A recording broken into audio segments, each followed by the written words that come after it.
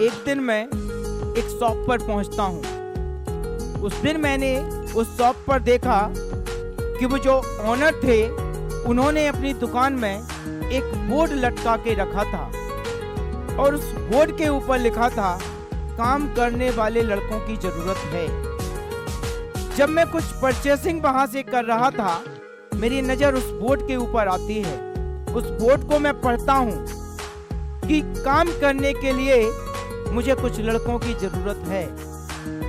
जिस दौरान मैं शॉपिंग कर रहा था, कुछ खरीद रहा था, उसी दौरान एक लड़का आता है और वो उस ओनर से बात करता है कि इस पर आपने लिखा है कि कुछ लड़कों की जरूरत है, मुझे काम की जरूरत है। साथ ही साथ मैं एक और ऐसे बंदे को जानता हूं जिसे भी काम की जरूरत है। शॉपकीपर उससे बोलता है कि कल से आप दोनों काम पर आ जाइएगा। हालांकि मुझे सिर्फ एक लड़के की जरूरत है, लेकिन 15 डेज के लिए, 15 दिन के लिए मैं तुम दोनों को हायर करता हूं और 15 दिन के बाद में आफ्टर 15 डेज मैं ये सुनिश्चित करूंगा, मैं ये तय करूंगा कि तुम दोनों में से मैं किसे अपना जॉब। वो लड़का तैयार हो जाता है।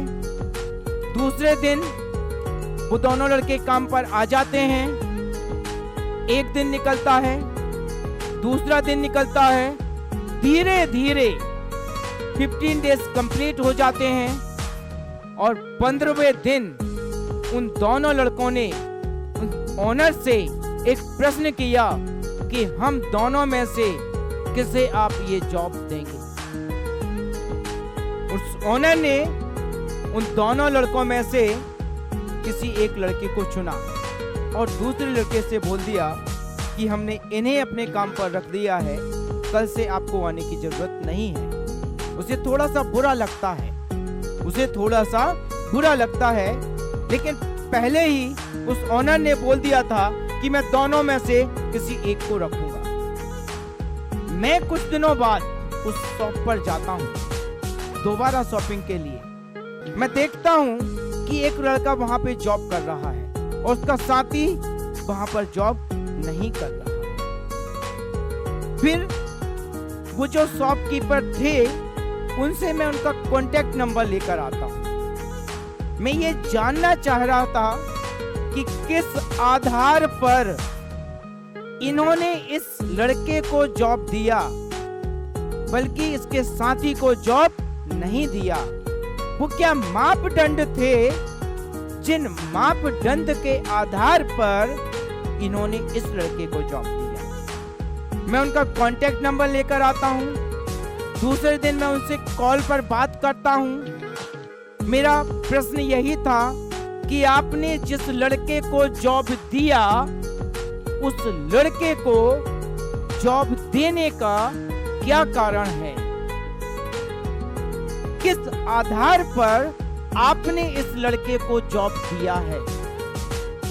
वो शॉपकीपर मुझे कुछ बातें बताते हैं, जिन बातों से मैं 100% सहमत करता हूं।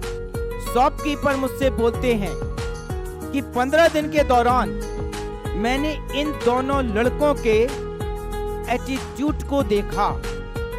मैंने ये देखा कि इन दोनों के अंदर किस तरह का एटीट्यूड है। तो मैंने इस लड़के के अंदर ये पाया कि इस लड़के का जो एटीट्यूड है वो पॉजिटिव एटीट्यूड है। इस लड़के के अंदर जीवन में कुछ करने की उमंग है। मैंने देखा कि ये लड़का ज्यादातर खुश रहने की कोशिश करता है। 15 दिन के दौरान मैंने दोनों को एक एक बार डांटा। इस लड़के ने मेरी उस डांट को बुरा नहीं लिया और उसको एक सबक लेकर उस गलती को दोबारा नहीं किया। वहीं दूसरे लड़के ने मेरी डांट को बुरा मान लिया और फिर से वही गलती की जो उसने पहले बार गलती की थी। इवन जिस दिन मैंने उसे डांटा, उसके दूसरे दिन वो लड़का 20 मिनट लेट आया। और ये लड़का उसी समय पर आया जिस समय पर ये आया करता था। एक बात और मैंने गौर की इन दोनों लड़कों में एक बात और मैंने गौर की कि एक बार मेरा एक कस्टमर कोई ऐसी चीज मांग रहा था जो चीज मेरी दुकान में अवेलेबल नहीं थी, लेकिन वो चीज मेरे गोदाम में अवेलेबल थी।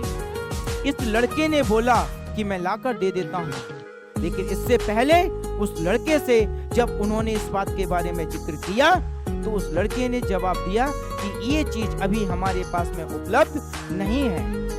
लेकिन इस लड़के ने ये जवाब दिया कि यहाँ पर ये चीज उपलब्ध नहीं है, लेकिन हमारे गोदाम में ये चीज उपलब्ध है। आप 2 मिनट इंतजार कीजिएगा, मैं आपको लाकर देता हूँ।